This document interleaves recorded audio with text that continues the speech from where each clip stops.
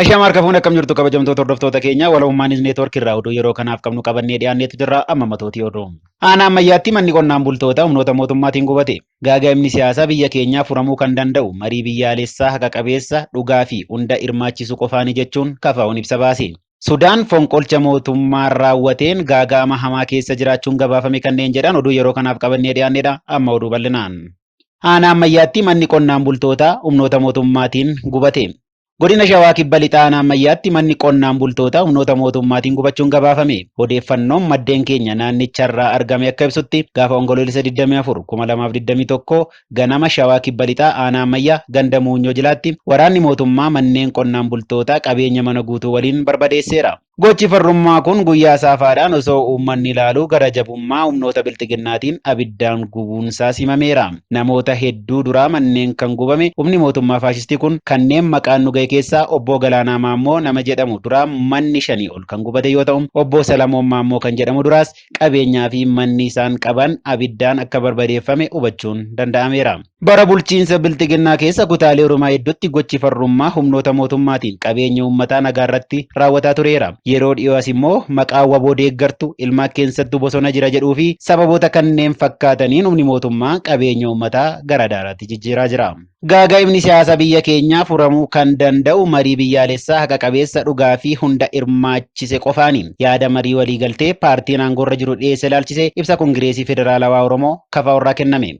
Waggoota 7 darbanii as ta'ee sana dura Kongireesiin Federaalawaa Oromoo KFO'n gaaga'ama siyaasaa Itoophiyaa yeroo kamuu caalaa hundee gadi fageeffatee fi hammaachaa dhufe furuuf mariin biyyaalessaa hunda hirmaachise akka taasifamu gaafachaa turuun ni yaadatama. Fakkeenyaaf wayitaa muummichi ministeeraa Dr. Abiy Ahimad gara taayitaatti dhufan KFO'n ce'umsa milkaa'aa itti fufiinsaan gara diimokiraasiitti geessu gochuuf waltajjiin marii biyyaalessaa akka qophaa'uuf wixinee maappii siyaasaa yookaan rood maappii qopheessinee yaada ijaarsaa dhiyeessinee turre. Dhiyoo kanas qophii filannoo biyyaalessaa marsaa 6ffaa bara 2013 irratti KFO'n ibsa gaazexaawaa filannoon iftoomina hin qabnee fi hunda hin hirmaachifne diimokiraasii fiduu hin danda'u jedhee baase keessatti nageenyii fi tasgabbiin biyyattii akka mirkanaa'uu fi mootummaan itti gaafatamummaa isaa akka ba'uuf waamicha taasisneerra. Qaamaanis ta'ee walga'iiwwan karaa miidiyaalee mul'atan kamiinuu carraa argame hundatti fayyadamuun hooggantoonni KFO ce'umsi gufataan biyyattii gara hookkara dabalataatti akka hin kuffifnee fi biyyattii baraaruuf waamicha marii fi waliigaltee biyyaalessaa akka taasifamu waamicha gochaa turreerra. Waamichi KFO'n irra deddeebiin taasisaa ture dhageettii dhabee hafe. Filannoon bara 2012 yeroo dheeratus mootummaa fi qooda fudhattoonni filannichaa filannoo amanamaaf haala mijataa uumuuf dursee mariin biyyaalessaa akka uumamuu fi carraa sanatti akka fayyadaman KFO'n waamicha taasiseera. Haala nama gaddisiisuun paartiin taayitaa dhuunfate waamicha keenya fudhachuurra paartii keenya ukkaamsuun waajjiraalee keenya cufuu fi hooggantootaa fi miseensota KFO sadarkaa jiran hidhuun deebii farraa kenneera. Gaaga'amni siyaasaa hamaan waraana Tigraayin yeroo qabsiifamus KFO'n qaamoleen wal waraanan lameen waraana dhaabuun mariidhaan rakkoo akka furatanii fi dabalataan waamicha godhaa tureerra. Ta'us paartiin taayitaa dhuunfatee fi mootummaan akkasumas deeggartoonni isaanii waamicha keenya akka gaariitti fudhachuurra paartii keenya dhiibuu fi duula miidiyaa ergaa sossodaachisuu of keessaa qabu taasisaniiru.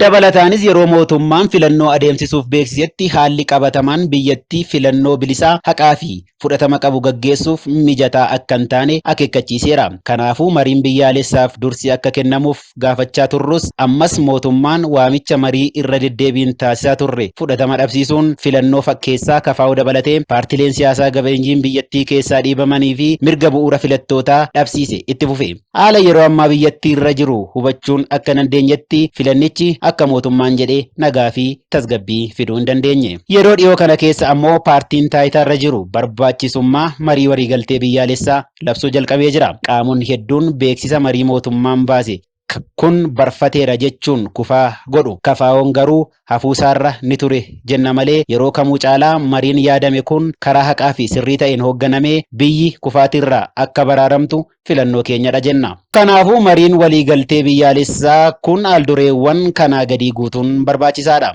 Tokkoffaa waraanni seera kabachiisuu jechuun eegalame yeroo ammaa kana mata duree jiraachuu fi jiraachuu dhabuu biyyaa jedhuun kallattii hundaan gaggeeffamaa jiru atattamaan dhaabbatee mariin biyyaalessaa hunda hammatee akka godhamu ni yaadachiifna. Lammaffaa marichi qaamota hawaasaa idil-addunyaatiin beekamtii fi deeggarsi kennameefiin akkasumas bilisaa fi amanamoo ta'anii garee kamiifuu hin loongne kanneen hunda biratti fudhatama qabaniin hoogganamuu qaba. Sadaffaa mariin biyyaalessaa kun garee mormitootaa hidhannoon socho'an dabalatee dhaabbilee siyaasaa hundaa haqaan kan hirmaachisu ta'uu qaba. Bakka bu'iinsa gareewwan kanneenii hawwachuudhaaf gufuuwwan seeraa fi nageenya isaanii ta'an asumaan dhabamsiifamuutu irra jiraata. Arfaffaa hidhamtoonni siyaasaa hundinuu hiikamanii hirmaattota marichaa ta'uutu irra jiraata jenna. Xumurarratti gaaga'ama yeroo ammaa biyyattii mudateef ga'ee hangafummaa kanneen raawwatan keessaa tokko hanqina walamantaa dhabuu hayyoota biyyattiiti. Kanaafuu maqaa marii waliigaltee biyyaalessaatiin qaama garee tokkoof looguun marii biyyaalessaa waamamu irratti walga'iin hunda hin hirmaachifne yoo waamame dandeettii walitti bu'iinsa waliinii mariin furuu akka hin qabaanne taasisa. Walamantummaan akka laafuuf qofa gargaaruu danda'a. Kafaa'oon barbaachisummaa marii waliigaltee biyyaalessaaf taasifamu gaafachuun paartii hundarra adda duree ta'us adeemsi marii biyyaalessaa karoorfamee aaldureewwan xixiqqaa kanneen hanga hin guunnettii fi adeemsi marichaa haqa qabeessa yoo hin taane hirmaannaan keenya hiika dhabeessa adeemsi waliigalaas bu'a maleessa akka ta'u asumaan ni akeekkachiifna. Itti gaafatamummaa kana sirnaan akka baanuuf uummattoonni Itoophiyaa fi hawaasni idil-addunyaa nu waliin akka taatan waamicha goona. Koongireesii Federaalawaa Oromoo Kafaa'oo Finfinnee Onkoloolessa 25/2021. Sudaan fonqolcha mootummaa raawwateen gaaga'ama keessa jiraachuun gabaafame. Fonqolcha mootummaa Sudaan kan ministeera muummee fi kaabinoota isaanii to'annoo jala oolchee fi mootummaa siviilii diigee biyya waggoota jeeqaman dabarteef qormaata biraa ta'aa jira. Muddama siyaasaa kanaan dabalataan dinagdeen Sudaan kufaatii guddaa keessa jira. Qaala'insi gatii fi hanqinni nyaataa, boba'aa fi qorichaas muddama dinagdee akka malee hammeessaa jiru.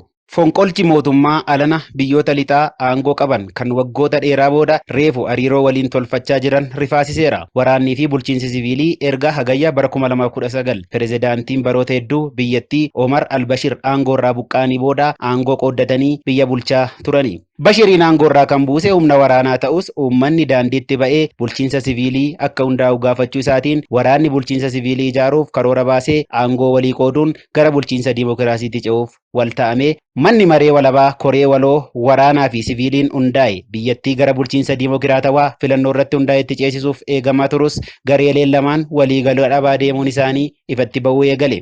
Hooggantoonni waraana mootummaa ce'umsaa keessa jiran gama siviiliin riiformiin akka gaggeeffamuu fi miseensonni kaabinee haaraan akka muudaman barbaadu. Kun ammoo gama warra siviiliin diddaa cimaa uumaa ture. Sababa kanatti erga bara 2019 yaaliiwwan fonqolchaa hedduun yaalamanii osoo hin milkaa'in kan hafan yoo ta'u inni dhiyeenyaa isa ji'a darbe keessa yaalamee fashalaa'edha. Hoogganaa waraana siviilii ministeera muummee Abdallaa Hamdook ta'iiwwan biyyattiin keessummeessaa jirtuuf qaamota al-Bashiriif amanamoo ta'an yeroo himatan dhagahama. Qaamoleen kun harki hedduun bulchiinsa waraanaa nageenyaa fi dhaabbilee biraa keessa jiru jedhu. Torbaanota darban deeggartoonni bulchiinsa waraanaa fi kan warra siviilii dabareedhaan hiriira mormii yeroo gaggeessan mul'ateera. Warreen bulchiinsa waraanaa deeggaran mootummaan dinagdee biyyattii wayyeessuu hin dandeenye jechuun komatu. Hamdook dinagdee wayyeessuuf riiformii hojjetan keessumaa kan boba'aa wajjin wal qabatu uummata gariin akka malee balaaleffatameera. Waggoota kurna hedduuf dhaabbileen siyaasaa Sudaan waliigaltee biyyaalessaa uumuu hanqachuun isaanii waraanni dhimma siyaasaa furuuf irra deddeebiin akka gidduu galu sababa ta'eera. Kun immoo maqaa tasgabbii mirkaneessuuf jedhuun fonqolcha mootummaa gaggeessuu akka ta'e xiinxalaan naannichaa Magdii Abdellaahid barreesseera. Yeroo kanatti Sudaan keessa dhaabbileen siyaasaa 80 ol ta'antu jiru. Garaagartummaan dhaabbilee siyaasaa keessa jiru sun mana maree walabaa gama warra bulchiinsa waraanaa fi kan siviilii keessa jiru waliigaltee biyyaalessaa dhugoomsuttis danqa ta'eera. Hoogganaan mana maree walaba biyyattii Abdul Fattah al-Burhaan ibsa kennaniin mana marichaa fi kaabinee bittinsuun labsiin yeroo muddamaa labsamuu himaniiru. Itti dabaluunis filannoon biyyaalessaa waxabajjii 2023 akka gaggeeffamu himaniiru. Ministeerri muummee Hamdook ammoo miseensota waraanaan hidhamanii jiraachuun gabaafameera. Hamdook ministeerota isaanii hedduu waliin to'annoo jala jiru. Buufataaleen tamsaasa TV fi raadiyoo biyyattiis waraanaan to'atamanii jiru. Intarneetiin guutummaatti ta'uu baatus cufameera. Gamtaan Afrikaa United Nation, Europa Union, USA fi dhaabbileen hedduun fonqolcha kanaan yaadda'uu isaanii ibsaniiru.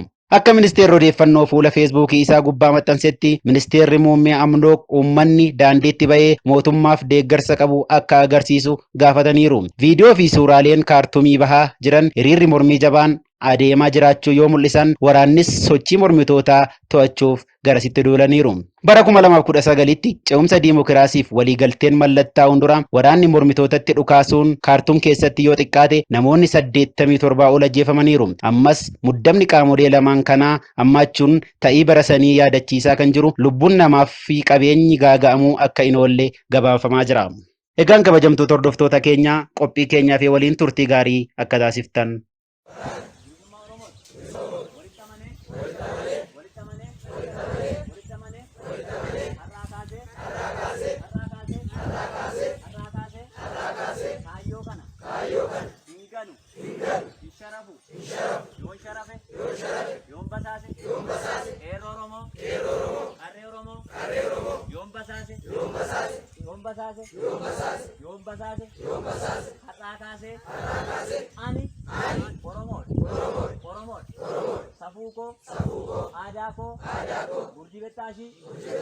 Nangata, surera peri, natisa, safuko, nankabaja, atrakase, oromo, oromia, ero, arre, himbasas, yombasas, igni, yadani, gamojile, oromia kesas, angalae, igni, ero romo, arre romo, Oromia, Ispalti, Oromia kesat, Ole Oromia kesat, Angalae, Lolatae, Nanyat, Lafeen, Gotota, Oromo, Gamojile, Oromia kesat, Chachabe, Lafeen, Ero Romo, Arre Romo, Ispalti, Oromia kesat, Chachabe, walitti qabee, Oretae, Nawaran, Yombasase, Nawaran, Yolamanne, Nawaran, Harakase, Oromo, Oromia, Walkita, Alako, Alanama, Walkita, Nanilal, Yonkana, Gochubate, Yonkanara, Jallate, Aninyat, Narabagat, Ananyat, Natayat, Yonkana, Gochubate, Undurako, Dubako, Undurago, Alimante, Nankajeli, Yokajele, Nangutati, Yogutate, Nandupati, Yobarate, Bakagari, Nangai, Kenko, Dobiato, Aliko, Walkituma, Aka Ilmoromot, Akantaloromot, Akasaforomot, Nanexisa, Ada Oromo, Saboromo, Nanexisa, Yagenya Rati, Impakanu, Impalmana, Abenyan, Yadan, Warana, Bisuma Oromo, Bukke Abane, Wandandenu, Nigargara, Yodatamne, Aga, Waregama, Lubuti, Bukke, Inabana, Yokana, Gochubane, Wana Majenekun, Malatoga Fide, Lava Bosha Demuti, Lava Amantiti, Madinya Tarati, Nayabatu, Ini Gotota, Nayabatu, Ini Kare, Nayabatu, Ini Kero, Nayabatu, Mani Oromo, Mani Nagan, Ini Gubatu, Yonkana Gode, Yogora Tokon Delake, Oromo Kanation Delake, Manakora, Inanama Gubate, Kosa Gubate, Yonkana Gode, Wana Madbate Guni, Wana Guni, Apeta, Nakabatu,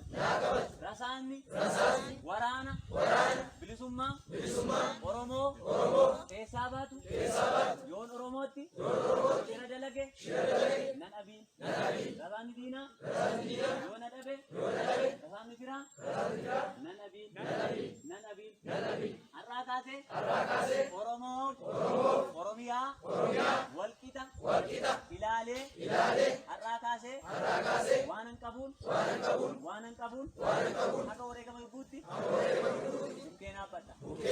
Yoo kana gochuu baatte waan amma dubbadhe kuni gaara ta'ee narrattaa jiru. Injifannoon uummata Oromoo. Agas. Injira. Oromoo bilisummaa kopi. Dargaggoon Oromoo kopi. Qeerroon Oromoo kopi. Qarreen Oromoo kopi. Ayyee qophaa. Aamicha sinii goona.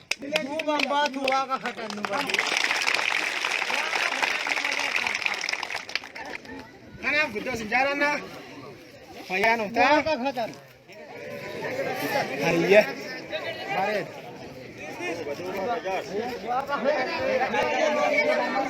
Rakon nggak boleh.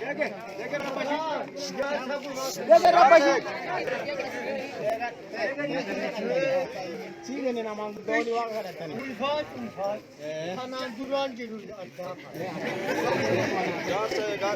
Aku batea.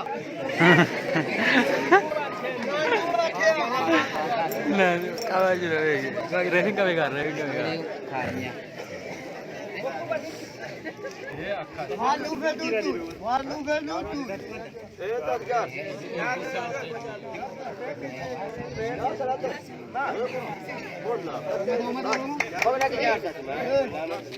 Ini yang menjiran.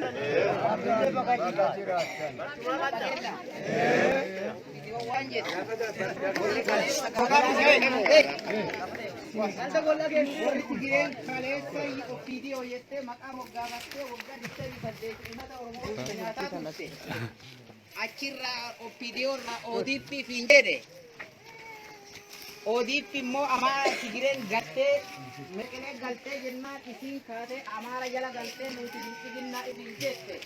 Galtuun kalee tigiree ammaa kana galtuun Amaara Hajibbooti sabaatti semaawi artii walti dachaate arbanyoochiin dhaaba sadiin walti dachaate nubixinnaa jettee ifijaarte barcumaa tigireen kalee irra teettee uummata Oromoo saamaa dhaanaa turteerra teennee kaanee isi ergannee akka tigireen kalee isi ergite nulle isi ergannee aangoon qabannaa jettee kaate dhaaba kalee isi ofiidiyoo jetteen kan badhaadhinna jettee afaan Oromootti soddee bijijjiirtee uummata Oromootiin nyaate. Wali galle badhaadhinna doon ta'in badiinsa uummata Oromooti badhaadhinna Oromiyaati moti isin badiinsa Oromiyaati ka buna cirte ka addee tokkotti qubsiichee shaan abaaqulaarraatti kaachee ka uummata Oromooti walti rartee kaan manarraa gudde kaaniin shanee jettee maatii shanee jettee uummata Oromoo kaan hidhaan kaan maaniin jettee sanyii namaa warri duguuge. Isin maatii teenna haa balleessitu nuti immoo maatii misoomsita. Wali galle militii shanee jira ka isin wanni jette osoo hin ta'in nu dubartii milishaa irraa uumaan goonu. Wali galle obboleetti teenna akkaniitii teennaatti jaalanna ilmaa isaanii ilmaan teenna gara mana fi deebitee akka abbaa isaaniiti ilmaan teenna godhe adootti waliin dhalannee waliin guddannee fira kenna waan ta'eef in jaalanna uummata Oromoo addan baay'ee miseensa ebedu jennee ulfaatu guddaa tokko wali galle ilaallee dhiiga kenna malee diina kenna yoo inni diina jedhillee dhiiga kenna jennaa deebi jenna diina jalaa waliin lolla wali galle tigiree fi abaa'oo waliin jirti jedhe. Akkana jettiiyyu abaa'oon juntaa waliin jirti jettiiyyu juntaa jechuun TPLF yookaan wayyaanee kaleessan akka nuun shanee jettee waraana bilisummaa Oromoo maqaa dhibiyyaante tigireen juntaa jette.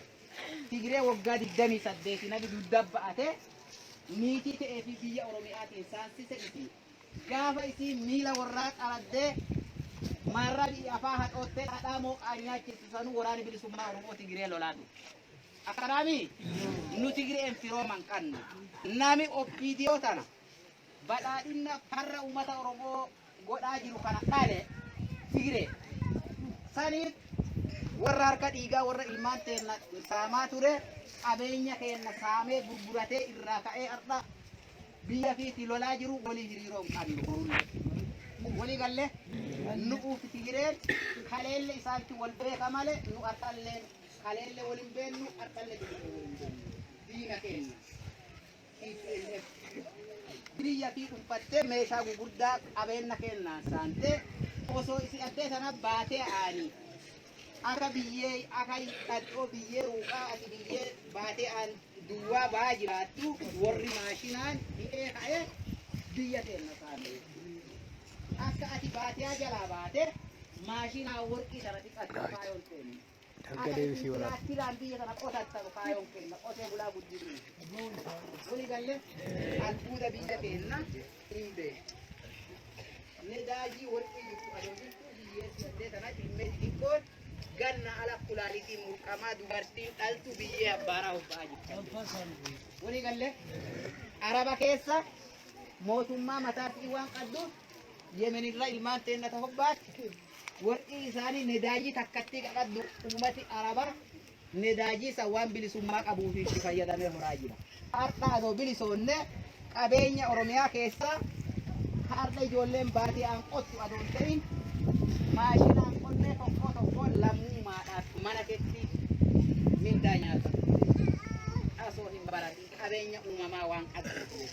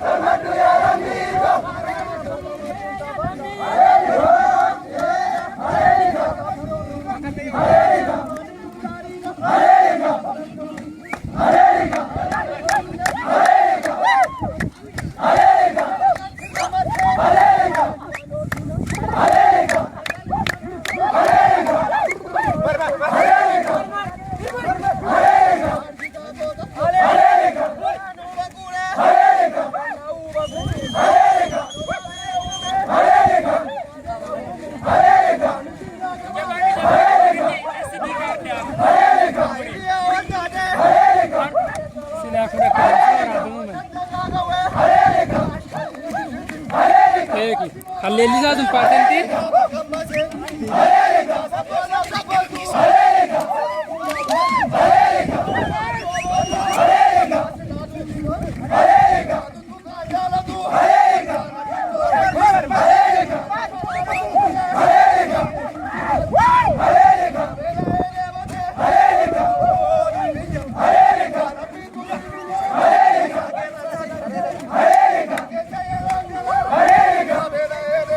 Hey!